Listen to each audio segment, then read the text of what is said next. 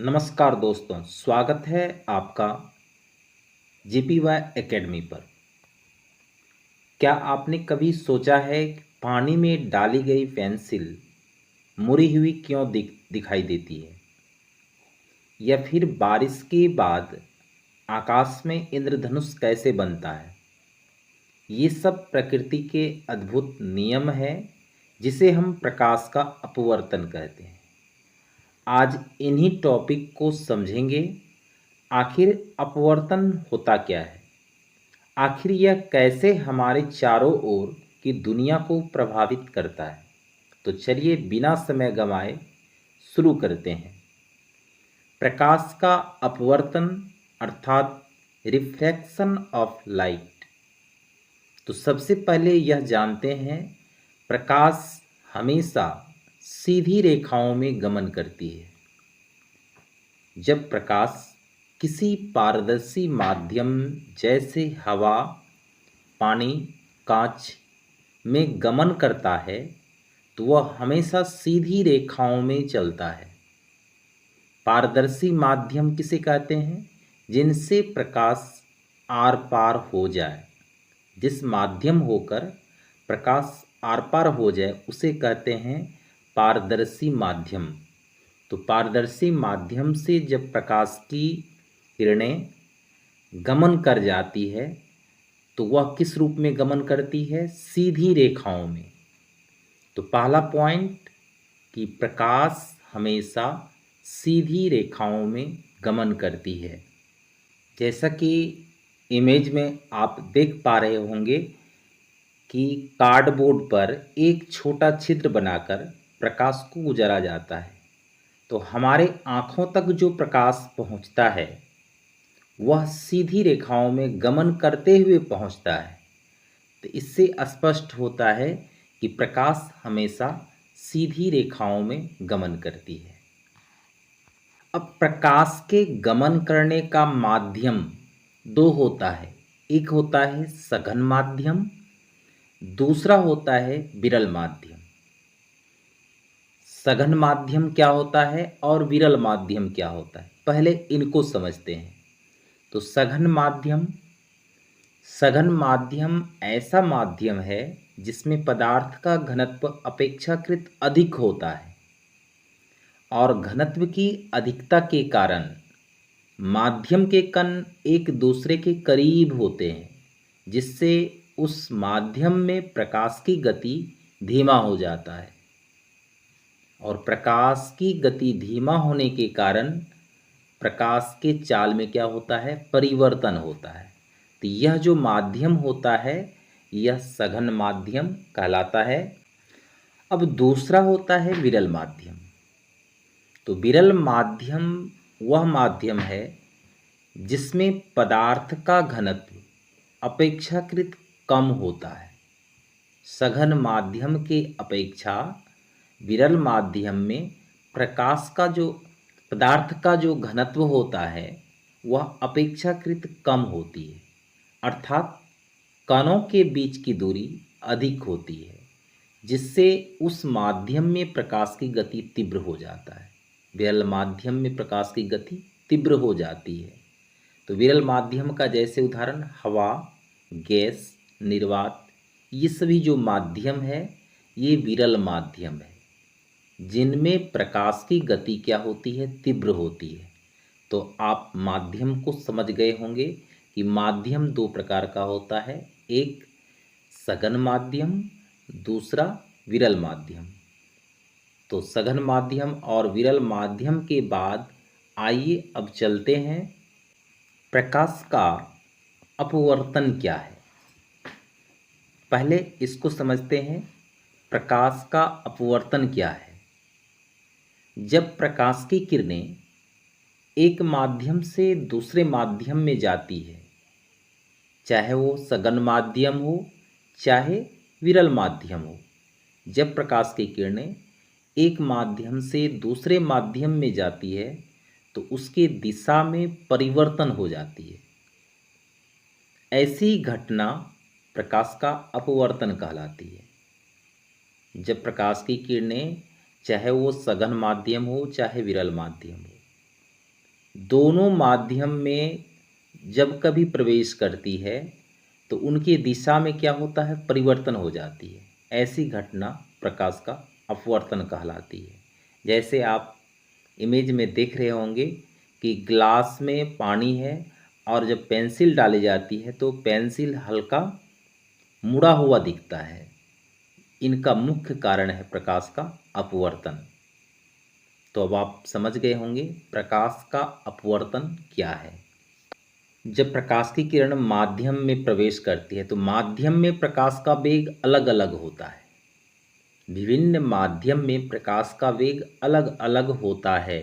जैसे हवा में प्रकाश का वेग 3 × 10⁻⁸ मीटर प्रति सेकेंड होता है, जो प्रकाश का अधिकतम वेग है।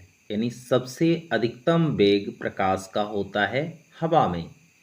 पानी में प्रकाश का वेग 2.2 × 10⁸ मीटर प्रति सेकेंड होता है। यानी पानी का जो अपवर्तनांक है, यहाँ पर अपवर्तनांक होगा, मिस हो गया होगा।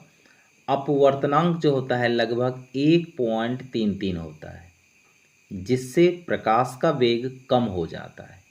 हवा में प्रकाश का वेग अधिकतम होता है और पानी में जो प्रकाश का वेग होता है उससे कम हो जाता है। तो इस प्रकार आपको याद रखना होगा। एग्जाम में कभी कभी ऑब्जेक्टिव में पूछा जाता है हवा में प्रकाश का वेग कितना होता है और पानी में प्रकाश का वेग कितना होता है। तो हवा में प्रकाश का वेग 3 × 10⁸ मीटर प्रति सेकेंड और पानी में प्रकाश का वेग 2.2 × 10⁸ पावर। अब आगे चलते हैं कि कांच में प्रकाश का वेग कितना होता है। तो कांच में प्रकाश का वेग 2 × 10⁻⁸ मीटर प्रति सेकेंड होता है और कांच का जो अपवर्तनांक होता है लगभग 1.5 होता है। तो कांच में प्रकाश का वेग जो होता है वह पानी के प्रकाश के वेग से क्या होता है, कम होता है। जैसे पानी में कितना था 2.2 × 10⁻⁸ पावर और कांच में प्रकाश का वेग है 2 × 10⁻⁸ पावर मीटर प्रति सेकेंड और कांच का जो अपवर्तनांक लगभग कितना होता है 1.5 होता है। इन सभी का अर्थ हुआ कि विभिन्न माध्यम में प्रकाश का वेग उनके अपवर्तनांक पर निर्भर करता है। अर्थात जितना अधिक अपवर्तनांक होगा उतना ही माध्यम में प्रकाश का वेग भी कम होगा। जितना अधिक अपवर्तनांक होगा उतना ही माध्यम में प्रकाश का वेग कम होगा। जैसे आप बता सकते हैं कि कांच का अपवर्तनांक कितना था 1.5 और पानी का अपवर्तनांक कितना था 1.33। तो किस में प्रकाश का वेग अधिक होगा, तो पानी में ज़्यादा होगा और शीशा में क्या होगा, प्रकाश का वेग कम होगा, क्योंकि इनका अपवर्तनांक अधिक है और पानी का जो अपवर्तनांक है वह शीशा से कम है। तो इस प्रकार आप समझ गए होंगे कि विभिन्न माध्यम में जो प्रकाश का वेग होता है अपवर्तनांक पर निर्भर करता है। जिसका जितना अधिक अपवर्तनांक होगा उतना ही उस माध्यम में प्रकाश का वेग कम होगा। प्रकाश का अपवर्तन क्या है आप समझ गए। अब इनको इमेज की सहायता से समझिए कि प्रकाश किस प्रकार माध्यम में अपना दिशा चेंज करता है। तो सर्वप्रथम आप देख पा रहे होंगे कि विरल माध्यम है और एक सघन माध्यम है। यानी विरल माध्यम बोले तो हवा और सघन माध्यम बोले तो जैसे पानी। तो नीचे की तरफ क्या है, सघन माध्यम है, ऊपर विरल माध्यम है। जब प्रकाश की किरण आती है तो उसे कहते हैं आपतित किरण। वह आपतित किरण है PQ, ठीक है। और जब विरल माध्यम से सघन माध्यम में प्रकाश प्रवेश करती है तो वह किरण हो गया QR, ठीक है। तो यह जो अभिलंब से हल्का अभिलंब की ओर मुड़ती है, इस मुड़े हुए कोण को कहते हैं अपवर्तन कोण। तो जब प्रकाश की किरण विरल माध्यम से सघन माध्यम में प्रवेश करती है तो वह अभिलंब की ओर मुड़ जाती है। ठीक है। अब आपतित किरण और अभिलंब के बीच के कोण को कहते हैं आई, और अभिलंब और अपवर्तन कोण के बीच के कोण को कहते हैं आर। ठीक है। तो आपको याद रखना है, जब प्रकाश की किरण विरल माध्यम से सघन माध्यम में प्रवेश करती है तो वह अभिलंब की ओर मुड़ जाती है। पुनः फिर जब प्रकाश की किरण सघन माध्यम से विरल माध्यम में प्रवेश करती है, अर्थात सघन माध्यम पानी से पुनः प्रकाश जब हवा की तरफ प्रवेश करती है, गुजरता है, तो वह हो गया विरल माध्यम। तो प्रकाश की किरण जब सघन माध्यम से विरल माध्यम में प्रवेश करती है तो वह अभिलंब से दूर मुड़ जाती है। जैसा कि आप इमेज में देख पा रहे होंगे कि प्रकाश की किरण जो है सघन माध्यम से विरल माध्यम में प्रवेश कर रही है तो वह अभिलंब से क्या होता है, दूर मुड़ रही है। तो आपको ये दोनों कॉन्सेप्ट याद रखना है, क्योंकि ऑब्जेक्टिव में यह पूछा जाता है कि प्रकाश किरण विरल माध्यम से सघन माध्यम में प्रवेश करेगी तो किस ओर मुड़ेगी, या प्रकाश की किरण सघन माध्यम से विरल माध्यम में प्रवेश करती है तो वह किस, यानी कहाँ अभिलंब से कहाँ होती है, दूर हो जाती है या नज़दीक हो जाती है। ये दोनों कॉन्सेप्ट को आपको याद रखना है। तो इस प्रकार हम कह सकते हैं कि अतः विरल माध्यम से सघन माध्यम में गमन करने वाली प्रकाश की किरण धीमी हो जाती है। विरल माध्यम से सघन माध्यम में गमन करने वाली जो प्रकाश की किरण होती है, जैसे हवा से पानी, सघन माध्यम पानी हो गया, तो विरल माध्यम से सघन माध्यम में गमन करने वाली प्रकाश की किरण धीमी हो जाती है तथा वह अभिलंब की ओर झुक जाती है। लेकिन जब ये सघन माध्यम से विरल माध्यम में गमन करती है, जब प्रकाश किरण सघन माध्यम अर्थात पानी, विरल माध्यम अर्थात हवा, तो पानी से हवा की ओर जब गमन करती है, यानी सघन माध्यम से विरल माध्यम की ओर गमन करती है, तो इसकी चाल बढ़ जाती है। प्रकाश के अपवर्तन के नियम लिखें। प्रश्न आता है एग्जाम में, प्रकाश के अपवर्तन के नियम को लिखें। तो प्रकाश के अपवर्तन के दो नियम हैं। पहला है आपतित किरण, अपवर्तित किरण, और आपतन बिंदु पर खींचा गया अभिलंब एक ही तल में होते हैं, पहला नियम। दूसरा होता है जो स्नेल का नियम भी कहलाता है कि किसी निश्चित माध्यम के लिए आपतन कोण की जिया और अपवर्तन कोण की जिया का जो अनुपात होता है एक स्थिर मान होता है, जिसे हम अपवर्तनांक कहा जाता है। अर्थात इस स्नेल के नियम को हम लिख सकते हैं साइन आई बटे साइन आर बराबर स्थिरांक।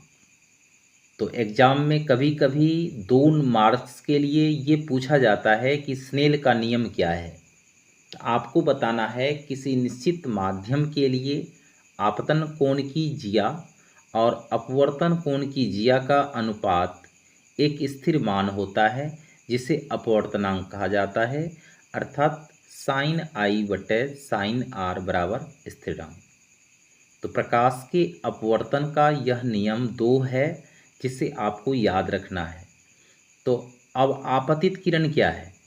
तो आपने इमेज में देखा कि पी क्यू क्या है, एक आपतित किरण है, और जब विरल माध्यम से सघन माध्यम में प्रकाश प्रवेश करती है तो वह किरण क्या होता है, अभिलंब की ओर अपवर्तित हो जाती है। तो वह कहलाया Q और R जो है वह अपवर्तित किरण है, और आपतन बिंदु जो अभिलंब है, अभिलंब की जो मुख्य पॉइंट है वह क्या हो गया, आपतन बिंदु। आशा है कि आपको यह वीडियो पसंद आया होगा। अगर आपको यह वीडियो पसंद आया हो तो कृपया लाइक करें शेयर करें एवं अधिक जानकारी के लिए हमारे चैनल को सब्सक्राइब करना ना भूलें। अगर आपके पास कोई सवाल है तो नीचे कमेंट करें। धन्यवाद।